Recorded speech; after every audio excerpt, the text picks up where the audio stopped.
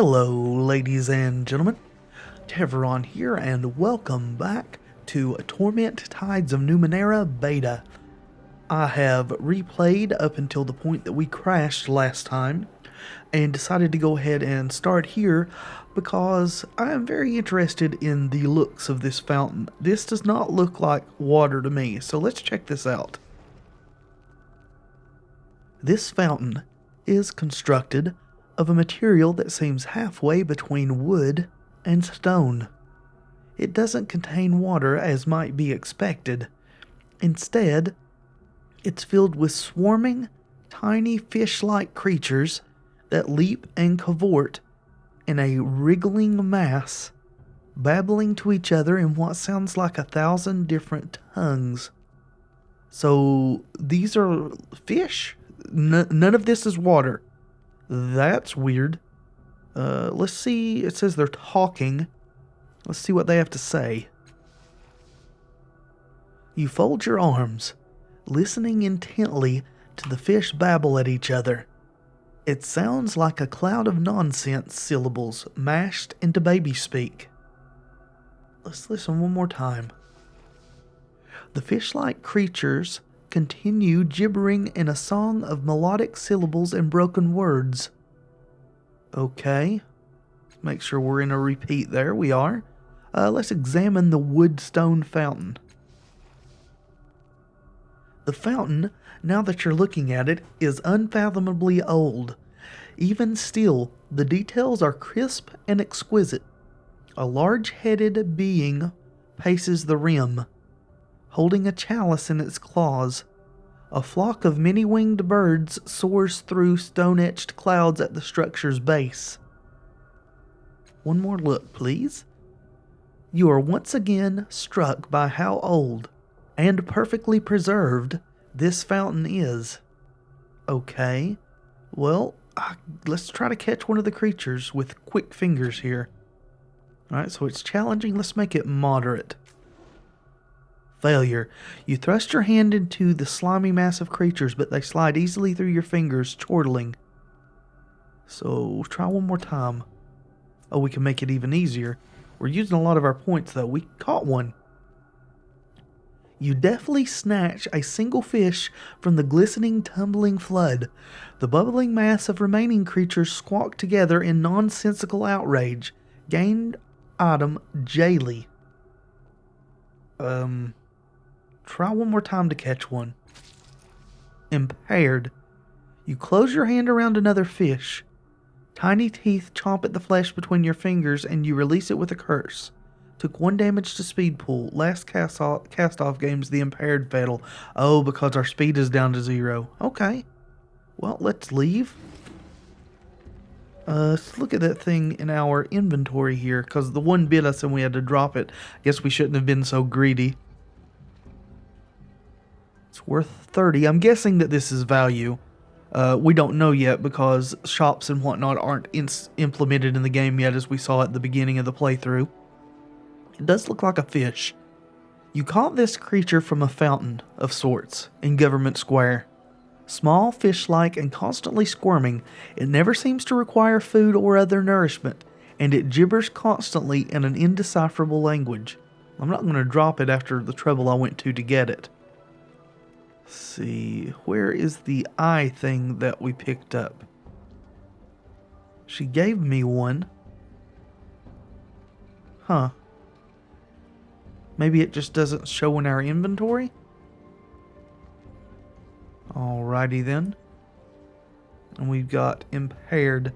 Yeah, we've got several cipher sickness things because we're carrying too many ciphers.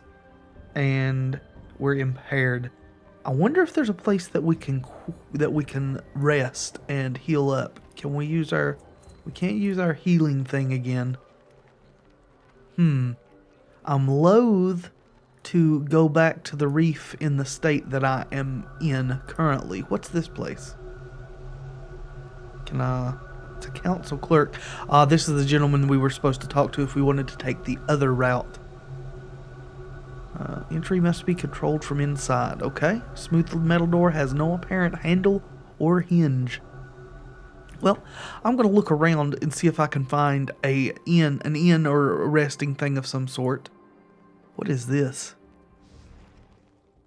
Power still flows through this ancient machine. A brassy heartbeat pulses within it, just at the edge of hearing, and tiny bubbles orbit the entire structure. No, not bubbles. Holes in space. Examine the device. Your hands slip over the cobbled together components and greasy cables. The buttons are worn from frequent use. It is a strange accomplishment, this machine. Clumsy, but deft. Amateurish, but masterful. Only a brilliant mind could have I think this is a typo as well, could have melded so many disparate parts into a functional state. This device was used, though you don't fully understand how, to generate a field that unmoored everything within it from time itself. Okay, at least we got some experience there. Your fingers scrape a rough patch. Lifting them, you see a circonate symbol etched into the side like a maker's mark. One more time, examine, please. Okay. Let's look in through the orbiting holes in space. You step too close, and one of the anomalies hisses past your hip like a disc made of razors. One of your pouches feels heavier. It seems the anomaly has left you a present. This isn't good. We're gaining way too many ciphers. I wonder if we can give these to our party members to kind of take the sickness away from ourselves. Look through the hole again. You lock your eyes on a hole, watching it orbit. Sometimes the buildings it passes in front of are still there. Sometimes they're on fire. Most of the times, however, nothing lies beyond the hole in the air, but blackened wastes and whirling dust. Another to experience. Cool. I want to look one more time. A sizzling beam shoots out of the hole and strikes you dead in the eye. That's not good. It doesn't hurt in the slightest. Instead, your mind is briefly filled with the mouth-watering image of a slab of grilled something, and the chummy tones of an advertiser's sales pitch in a language you don't recognize. Okay. Try to remember why this machine feels so familiar. Okay, I'm going to spend some more points, I suppose. Success. You close your eyes to better concentrate, sinking into the currents of a memory that does not belong to you, or at least the body you are in, and you hear the thunderous heartbeat of the operational generator calling you from across centuries to more experience. You open cold, unfocused eyes, ignoring the screams, the drifting tangles of black smoke. Your attention is solely focused on the health of the machine's heartbeat. You reach into the hissing guts of the generator, adjusting and tuning, hoping. The heartbeat bleeds into the present. Your hand, your body's hand, rests on the surface of the now ancient machine. Okay. Examine it again. Okay, I thought we might gain some more knowledge now that we've jogged our memory. Alright, I really need to find a way to replenish my stat pools here. Let's see, oh, is this it? So it's not a cipher, I thought it was. Light moves strangely through this glassine cube, forming square patterns of blue and purple colors. Okay, I'm not going to use it because I don't know what it's used for. Tidal capacitor. I don't know that we're ever going to need this again. Can we drop it? There we go. Get rid of the cipher sickness if we can. And I still am curious as to where the eye machine thing that the lady gave us to open the area we're going to is. But let's hope that it's just not showing up because it's a quest item. What is this? Metal rungs have been fastened to the side of this structure, extending into the darkness below. Step away for now. Let's go this direction.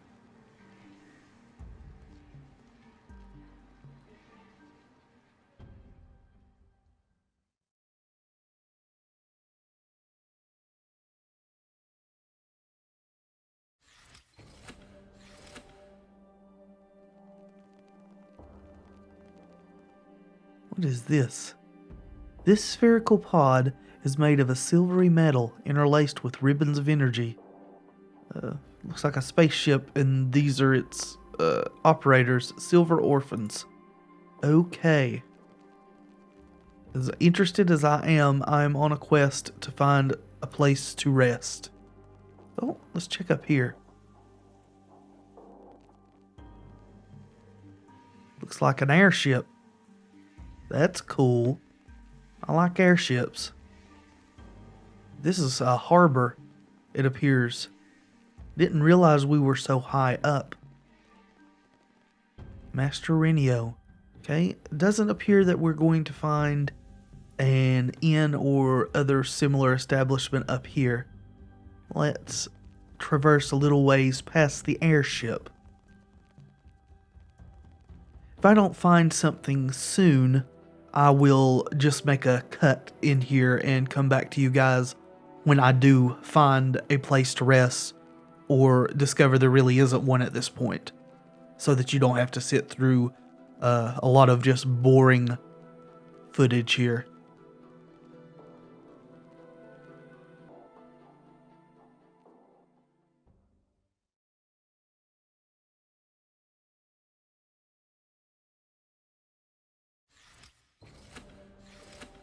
Ooh. These displays show information regarding patients conveniently visible from anywhere within the parlor. So come here? Okay. Finzen. So is this a medical place?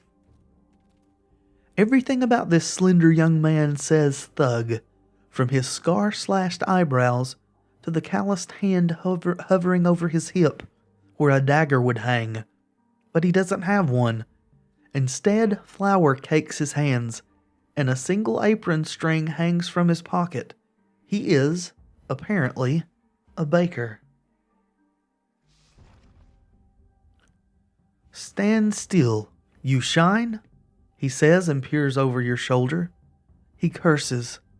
That Levi's been following me for days. Can't even stop for a piss without checking side to side. Levi's a guard, right? You sure he's following you? Put it like this, he says, licking his lips. I know when I'm being followed. I've seen him on my track from dawn to dark for 3 days. I ain't done anything wrong. And it's worse than that, he says, wringing his hands. That's my Levi. So, why is it worse that your Levi is following you? I guess that means that's the Levi that was created from the year he gave. Having a Levi on your track is bad enough, right? Having one made from you? Knowing where you bed down, maybe? What you're thinking? I don't understand that wording of that sentence there.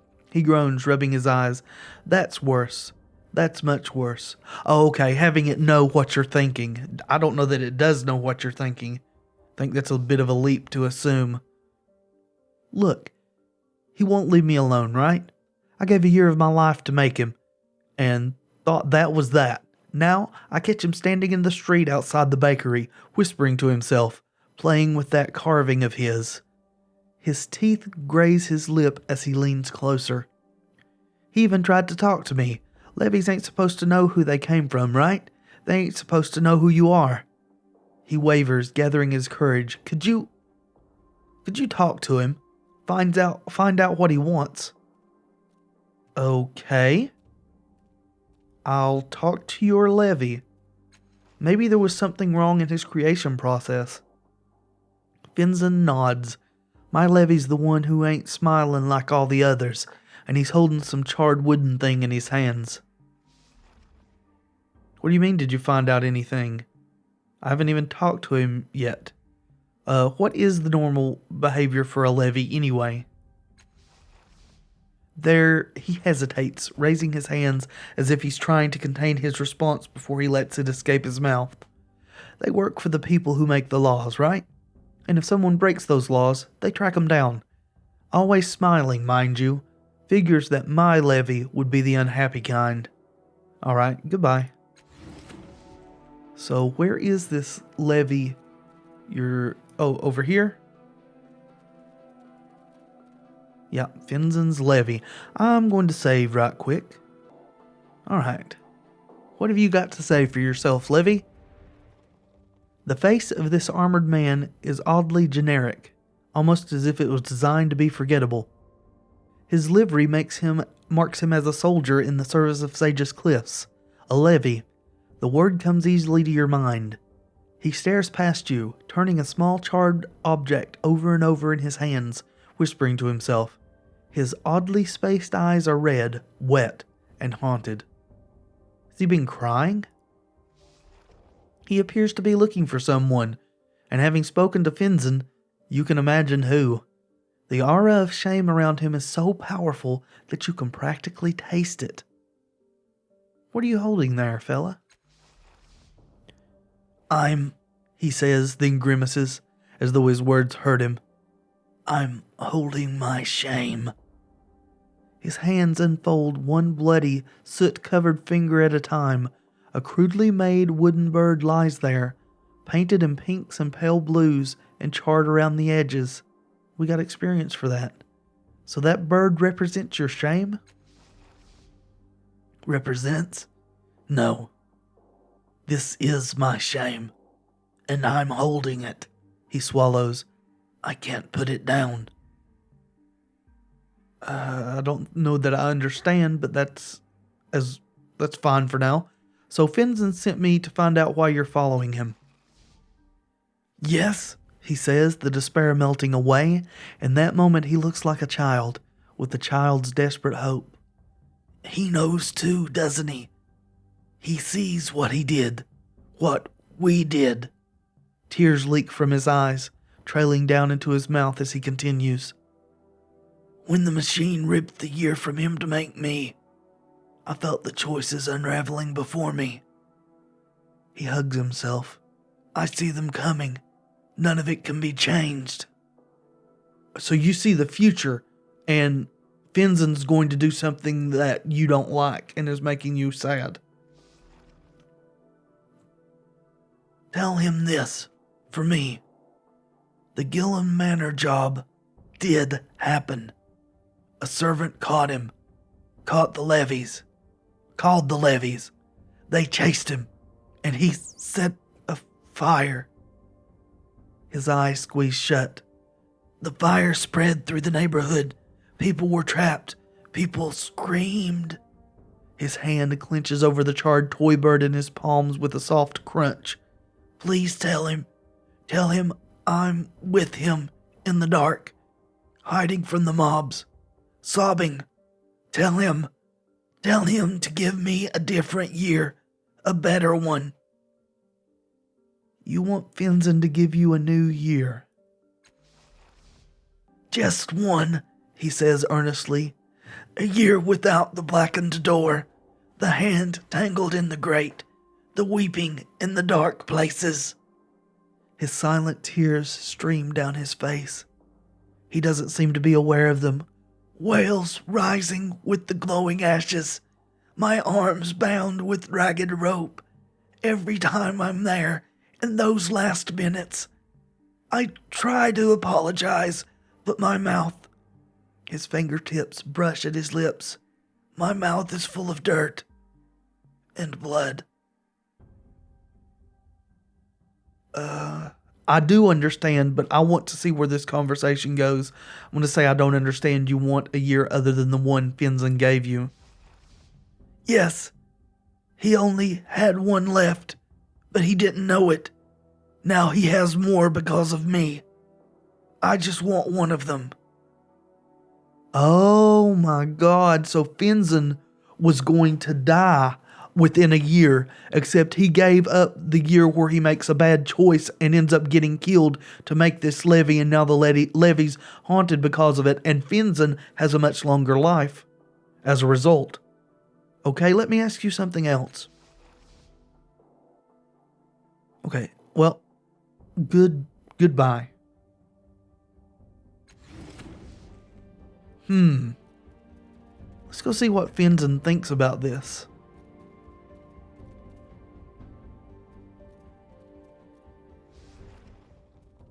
Did you find out anything? He asks, eyes darting around you to check on the distant levy. How did they create your levy? I look like a Scarlock to you. All I know is where they told me to stand. His eyes rove past your face and snap back. Fine, he says, look. People who want to be, respectable in this town, they become citizens. The way you do that is you step on this metal box. Takes a year out of your life, they say. I figure it squeezes that year into human shape. Don't know how. Wouldn't pay two shins to know. So, listen, I've spoken to the levy. He mentioned something about a Gilliam Manor job. He what? Finzen says, going pale. Keep your voice down. You tell anyone else about this? No? Good. He lowers his voice. I have to be, unspecific about this, understand? Before I became a citizen, I wasn't a nice person. I took things for money. And just a few weeks ago, certain people told me they wanted me to visit Gilliam Manor. He grimaces, rubbing his neck. I was going to do it, but then I became a citizen, gave up a year of my life to create the levy. That levy. Something changed, he says, frowning. All of a sudden, I couldn't get the dangers out of my head. How thick the levy patrols were, or how the captain herself was looking into, one of my older adventures. He plays with the apron strings hanging out of his pocket, so I canceled the job and started working at my aunt's bakery. Never did the Gilliam job, and that's the truth. Well, you know what? The Levi is seeing what would have happened if you did the job. He wants another year from you.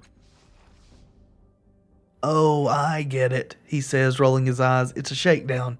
Give me a year, I'll tell them what you did. Well, I ain't done anything. I never killed anyone, and I don't owe him nothing. I can't keep handing out years like they're free. Based on what he said, it sounds like becoming a citizen saved your life. And that was my decision, not his. So, listen. Let's try to persuade him.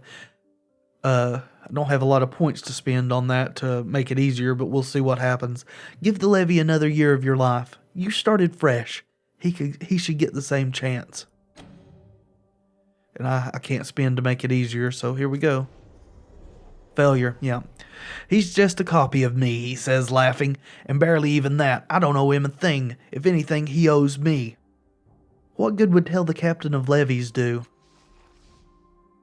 Levies ain't supposed to follow their citizen around. They ain't supposed to get all weepy either. Telling the captain would take care of the problem for sure, but I ain't about to try it myself. You want to try talking to her? She's in Government Square. I don't really. I'm on the levy's side about this. Let's talk about something else. Oh, Lord. Let's say goodbye for now. Hopefully we can find a place to rest, or maybe this doctor up here can help us, if this is a medical facility. Jerna. Okay, hello, Jerna. This old man's skin is covered in makeup, painstakingly drawn to resemble dark stone. His eyes widen briefly as he notices you, and his face and neck hardens into actual obsidian for a moment. Then he smiles and nods at you, his features mobile once more. Okay. Welcome, welcome, he says. Sorry about the stone. Polymorphic flesh modification, you see. I didn't see you walk up, and I assumed you were going to cut my throat and take my surgical parlor for yourself. Yeah, I think that's an old spelling of surgical, like a battle surgeon. All right. Hey, the day's young. Okay. Why would you think I would do such a thing? I do good business here, the old man shrugs. If I were a younger man, looking to make a name for myself in this city, I'd kill me too. I don't quite understand, but my surgical parlor is a marvel of the prior world, you see. Just pick an item or a service, pay my outrageous fees, and after only a short to too long period of fairly safe but indescribable agony, you walk away with some horrible Numenera bits whirling away inside you. Oh, so you're not a Healy kind of doctor, you're a alteration kind of doctor. He pokes a few buttons on a device strapped to his wrist, and lights twinkle across its length. A dark, glassy lens focuses on you. Well, interested? Huh. Pico, that kid, I haven't spoken with Pico yet, who apparently is trying to decide what service to buy. Show me your list of services, please. Okay. An artificial eyeball, really. Very popular item, he says, nodding. The meat ones wear out so easily. This one never does, and it'll help you spot things normal eyes missed. And all it takes is a one-time cost of 550 shins and a tremendously unpleasant operation. Well, seeing as how I don't have the money, no thanks. Goodbye. Yep, I won't miss you, but I'll miss your money. I bet you will. Seems like you've got a lot of money. Aiden Satabo. What? Sell your stolen goods here. Okay. To you, I guess? The hawker? What is this doorway here?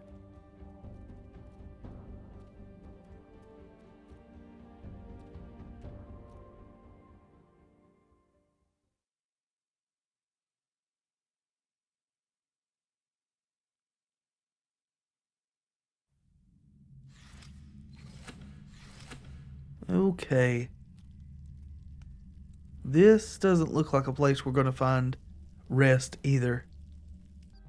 This here might be a tavern or a place we can rest. The sign says it shows 5 people whose positioning suggests trust and camaraderie. So let's give that a try. Okay. Therebos. Everybody in here seems to have a name. It does look like an establishment of some sort.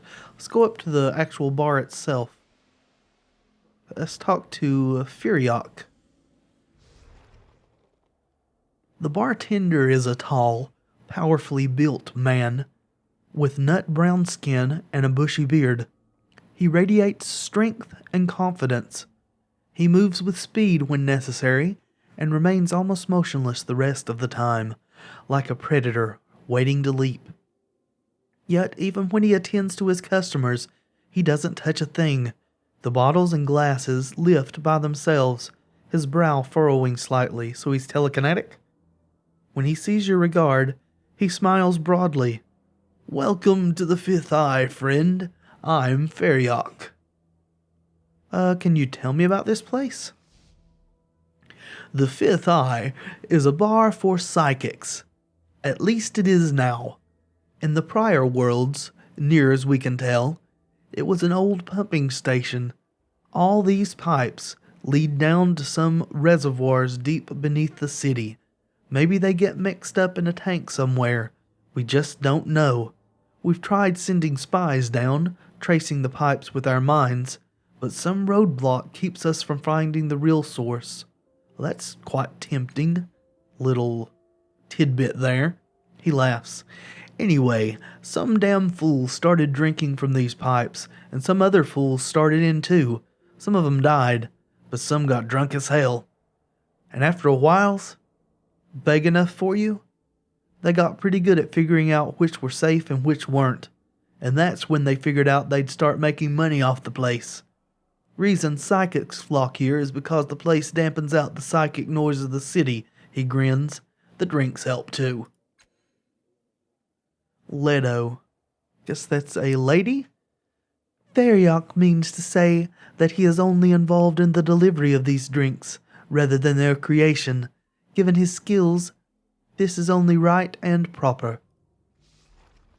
He throws a hand across his forehead. I have been maligned by this desert-dwelling interloper. Okay. So I guess I'd like a drink? I don't know if I can afford it. You're in for a treat, friend, a real treat. Assuming you call the possibility of a toxic reaction a treat, of course. He points at the various pipes on the wall. We've positively identified some of these as safe. Smaller subset here as inebriates or hallucinogens. We've got a few that are, chancy. As in, sometimes they kill people. So, the safe ones are 10 and the experimental ones are 30. Let's not do anything for right now since we've only got 14 shins. I was hoping this place would be somewhere I can rest. So, goodbye for now. This fancy couch might have come from an aristocrat's house, except for the stains and the smell of vomit. That seems, not very pleasant. So, this is not going to cut it for us. Maybe I should just go on and not worry about my pools of stats here, because from what I can remember of the updates that have been released about this game, you can't actually die in it. I think if you die, you go through some kind of a test and then come right back, just like you did in Planescape Torment. You came back afterwards. So I suppose I will stop procrastinating and head down to the reef.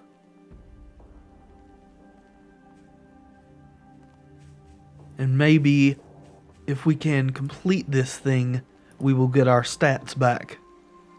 Let's save quickly here. Go ahead and save over number 7. Since I haven't really done anything since then that I am too worried about. Go down here. I wonder. Yeah, we have enough to advance again as well. Can we up our tier? No. I'm not super familiar with this system. I've seen a few people play it. Maybe if we do this, we will get some of our stats back. We can increase stat pools. Let's try that. Yes, let's go ahead and increase our speed for now. And our intellect. So that did add a few points to us. But it didn't replenish it. We got some of our intellect back. I guess because our speed was 0, it didn't add to it. Alright, that's fine then. At least we know now that that's not a thing. And hopefully we can open this door. Yeah. Hold the Mlock's eye near the open aperture. The waving strands whip out, wrapping themselves around the eye.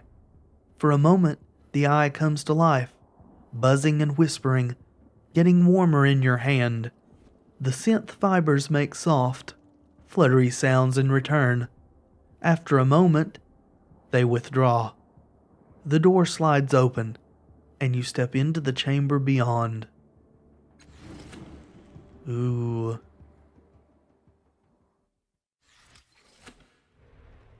Oh, I like this little place here with the little things. It looks like we got enemies, though. A cluster of hunched creatures await you in this dark room, smelling of rust and blood. They are bird-like abhumans with chipped beaks, matted feathers, and filthy leather robes. It's not their appearance that reminds you who they are. It's the gritty static that fills your head, a side effect of the creature's telepathy. These are Mertens, cruel and cunning scavengers, and a fifth of their number lies dead on the ground with great chunks torn out of its body. So they've been trapped in here for long enough that they've had to kill one of their own and cannibalize them. I don't think I like these critters. My, Callisteg says. Dulcin. I wonder what they're doing in Salamary's little crypt. Be careful, darling. They're violent and capricious things. Who is Dulcin? It's a corruption of a much longer term from an obscure tongue, she says, idly studying the Mertens. It means sickening birds, I'm told.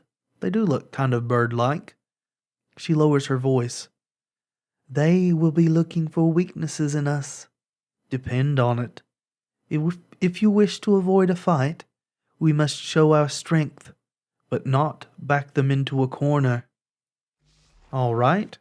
Well, the largest Merten straightens, eyeing you, snapping its beak once, twice. It seems to be waiting for you to speak. I guess we can cross arms and wait for them to make the first move. I think that may be a show of strength. You wait in silence, gritting your teeth against the coarse mental buzzing of their communication. Then the largest one abruptly lurches towards you. The static intensifies. Wait casually. The lead Merten cocks its head at your disregard, its filthy feathers falling limp. The other creatures glance uncertainly at each other. So, step aside. Maybe they want to leave this place. They've been trapped in here for a while. Doesn't look like we need to spend any effort either. Critical success. Excellent. With sidling, careful steps, the Mertens ease past you through the open door. Your eyes are drawn back to the half-eaten Merten on the ground. They must have been trapped in here for a long time. That was the conclusion I drew. Well, we dealt with them. Does this Merten have anything on his person? This Merten has been dead for at least a day or two. The lower portion of his body is missing, and its midsection has been torn open to get at the viscera inside. The Merten's ragged corpse smells as foul as ever. Let's examine it, because that's what we do. We examine things. Burn marks speckle the creature's foul, leathery robes. Lifting these carefully aside, you see the unhealed wounds beneath. The Merten was probably killed by beam weapons, and none of the other Mertens were carrying any. So maybe he was killed by the defenses of this place, and then they just took advantage of the fact that he was dead to make a meal of him. This does not account for the other damage to the corpse. Flesh was torn from the creature in long strips, and since the Merten was trapped in this antechamber with its fellows, you can guess what happened next. Yeah, it smells as foul as ever. We'll examine it one more time. Yep, just confirm our earlier findings. Let's leave it alone. It has nothing on it. And that will be it for this video, friends. Join me next time when we continue exploring this facility and then return to perhaps complete our quest. I do hope you are enjoying our look at the beta of Torment Tides of Numenera. If you are, please leave a like below. It really does help. Consider subscribing to the channel so you can be notified when I upload new content. And until next time, friends, be excellent. to each other.